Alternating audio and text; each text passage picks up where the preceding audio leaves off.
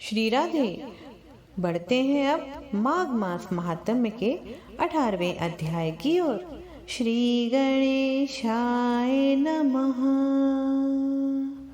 और भगवान श्री लक्ष्मी नारायण उमा महेश्वर को साक्षात प्रत्यक्ष मानते हुए श्री वशिष्ठ ऋषि कहने लगे, हे राजन, मैंने दत्तात्रेय जी के द्वारा कहे गए माघ मास महात्म्य को कहा।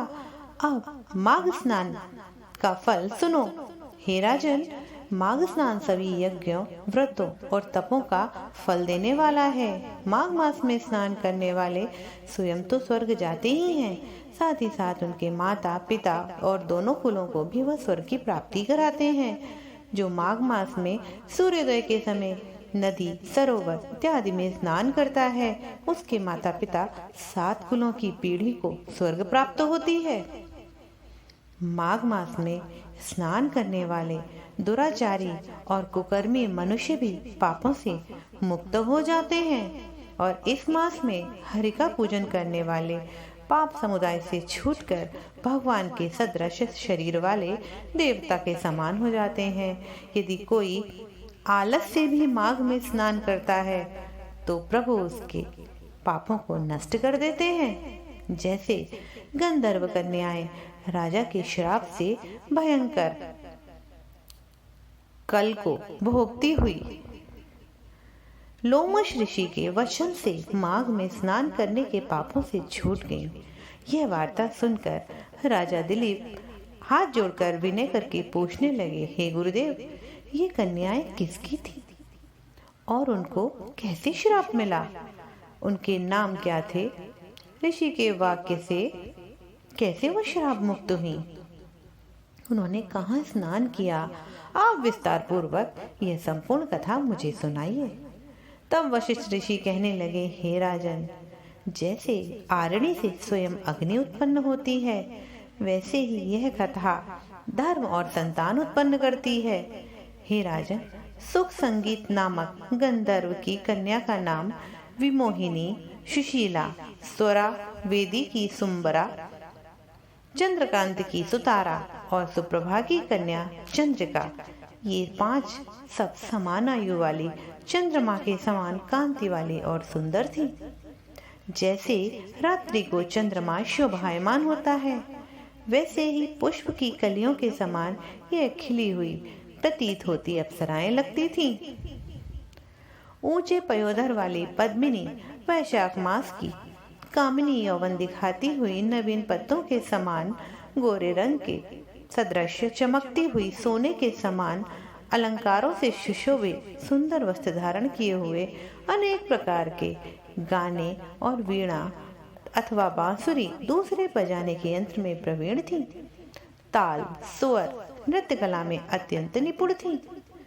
वे इस प्रकार क्रीड़ा करती हुई कुबेर के स्थान में विचरण करती थी। एक समय कौतुकवश माघवास में एक वन से दूसरे वन में विचरण करती हुई मंदिर के पुष्प तोड़कर सरोवर पर मां पार्वती की पूजा के लिए गई।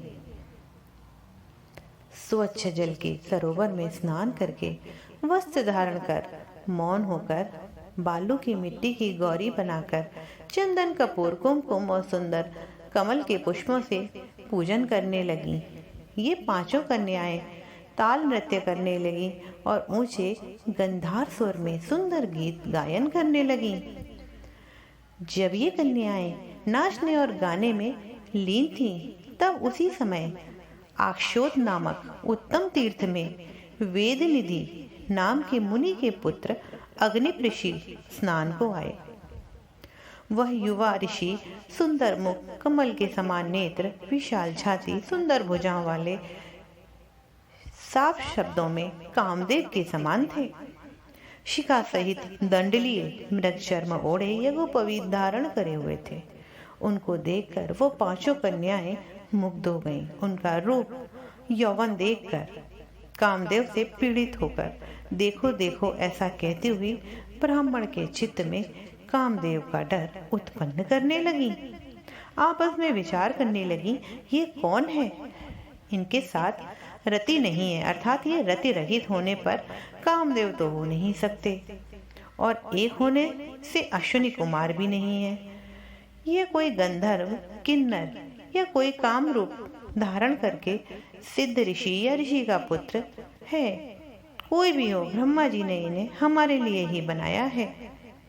ऐसा वो कन्याएं मन ही मन विचार करने लगी। जैसे पूर्व कर्म के प्रभाव से संपत्ति प्राप्त होती है, वैसे ही गौरी जी ने हम कुंवारियों के लिए यह श्रेष्ठ वर दिया है। और आपस में यह तुम्हारा वर है या मेरा, यह सब आपस में कहने लगी। जिस समय ऋषिपुत्र ने अपनी मध्याह्न की क्रिया की ऐसे वचन सुने, वो सोचने लगे, ये तो बहुत बड़ी समस्या उत्पन्न हो गई है। ब्रह्मा, विष्णु, महेश आदि देवता भी, बड़े बड़े योगीश्वर भी स्त्रियों के भ्रमजाल में मोहित हो जाते हैं। इनके तीक्ष्ण बाणों से किसका मन रूपी हृदय घायल नहीं होगा। जब तक नीति और बुद्धि रहती है, तब तक पाप से भय रहता है।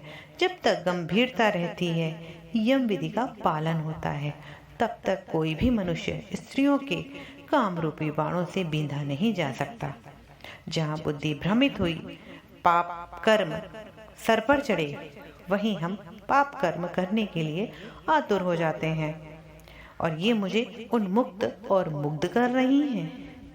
किन गुणों से धर्म की रक्षा हो सकती है? स्त्रियों के मांस, रक्त, मूल मूत्र से बने घृणित और अशुद्ध शरीर में कामी लोग ही सुंदरता की कल्पना करके रमण कर सकते हैं। शुद्ध बुद्ध वाले महात्माओं ने स्त्रियों के पास रहना ही कष्टकारक कहा है। सो जब तक यह पास आए, तब तक अपने घर चले जाना चाहिए। अतः वह अपने योग बल से अंतर्ध्यान हो गए।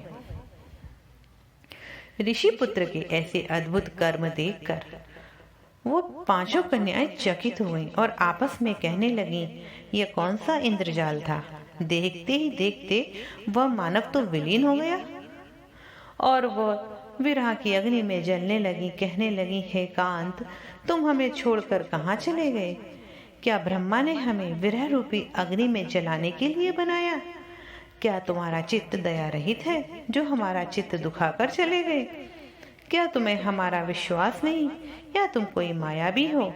बिना किसी अपराध के हम पर क्रोध कर रहे हो। हम तुम्हारे बिना जी नहीं पाएंगे। आप जहाँ भी गए हो, हमें शीघ्र ले चलो, हमारा संताप हरो, हमें दर्शन दो। सज्जन लोग किसी का नाश नहीं करते। ऐसा कहकर वह गंधर्व कन्याएं विलाप करने लगी। और इसी के साथ हम अपने 18वें अध्याय में आपसे विदा चाहते हैं। कन्याओं ने आगे क्या किया, ऋषि कुमार ने कैसे उन कन्याओं से स्वयं को मुक्त किया, जानते हैं हम अपने अगले अध्याय में। तब तक के लिए प्रभु विचरण में मन लगाइए और प्रेम से बोलिए, श्री राधे।